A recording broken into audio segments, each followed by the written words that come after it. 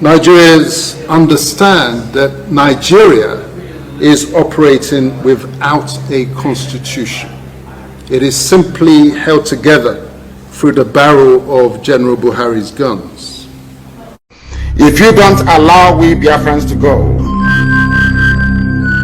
that zoological republic called Nigeria will be a worse place than Somalia, and today it is happening.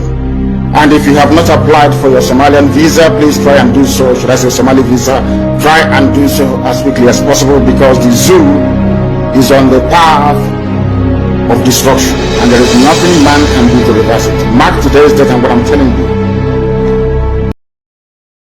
Prime Minister of the Indigenous People of Biafran Republic government in exile, Ekpa Simon Njoku, has told the United States Monarchy under the leadership of King Charles III that the indigenous people of Biafra should be given a referendum and not just apologies.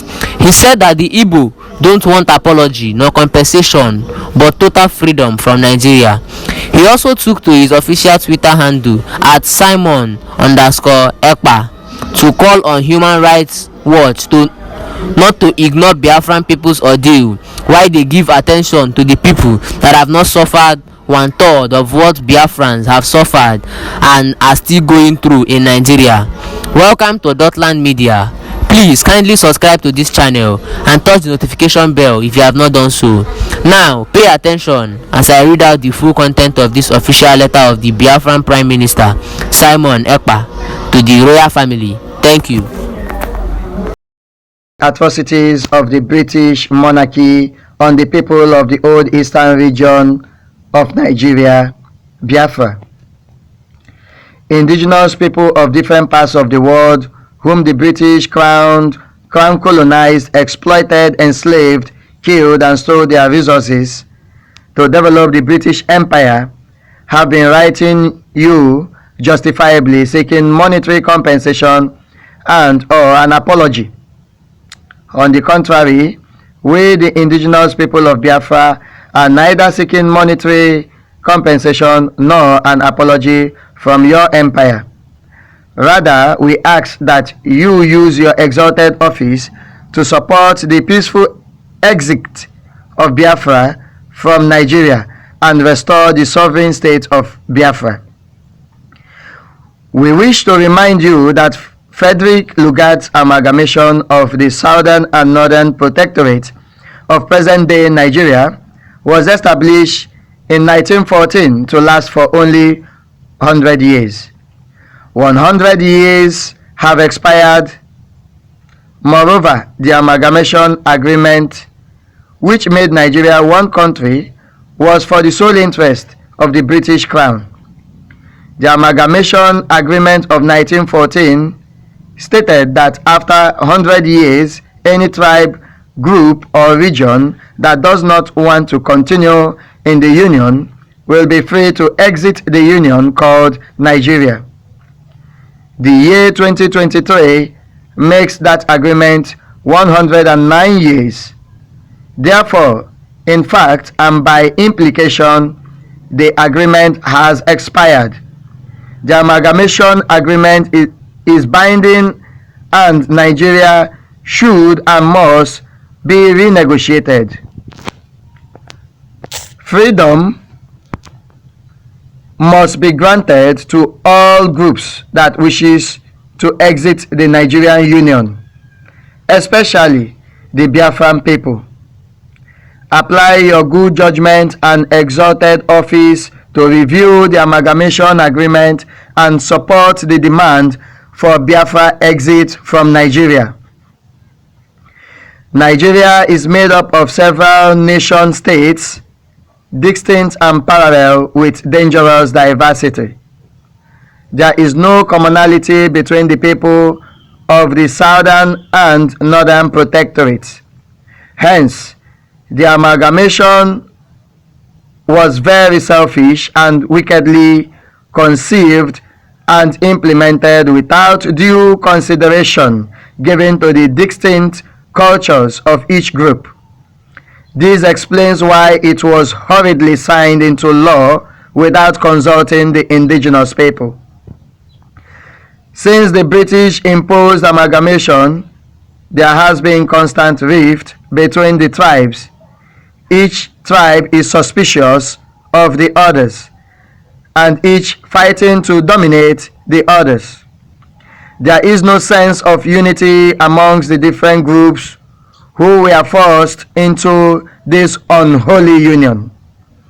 Nigeria has not progressed because the relationship of the tribes have remained cantankerous and pugnacious. The amalgamation of Nigeria was more of a business venture for Britain, without regard for the people. However, the good news is that the amalgamation agreement has expired. We wish to remind you that Biafrans occupy the territories of the old eastern region of Nigeria and are estimated at over 75 million people, some living in Nigeria and others dispersed all over the world. Biafra existed as an independent nation from 1966 to 1970, when Nigeria, Britain and their allies fought Biafra and annexed Biafra into Nigeria in 1970.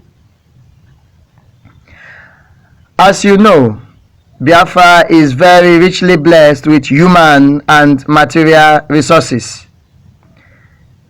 95% of the oil and mineral resources that fueled Nigeria's economy comes from Biafra land.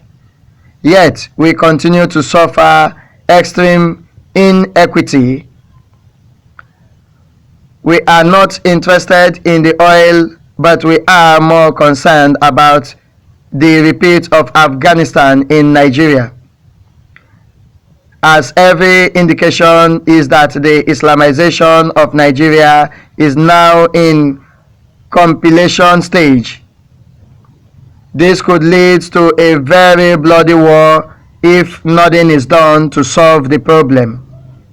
The indigenous people of Biafra insist that because of the gross injustice, human rights abuses, tribal supremacy, fanaticism, ethnocentrism, and class bigotry, we are determined to exit Nigeria.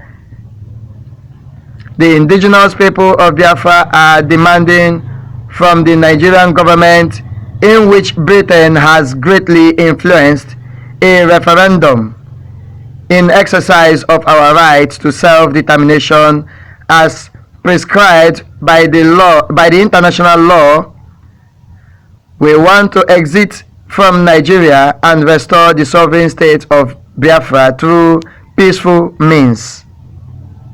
Biafrans have been killed willfully and with reckless abandon in Nigeria for decades. Continuous stay in Nigeria is an existential threat to Biafrans. In 2016, more than 160 Biafran youths were shot down in cold blood at Ngwa High School, Aba. The army declared Operation Python Dance 1 and 2, in which they stormed the home of Mazi Nnamdi Kanu, leader of the indigenous people of Biafra, killing over 50 Biafran youths. Mazi Nnamdi Kanu escaped assassination by the whiskers. The army went to Uzonwani in Enugu State and massacred over 100 Biafran youths.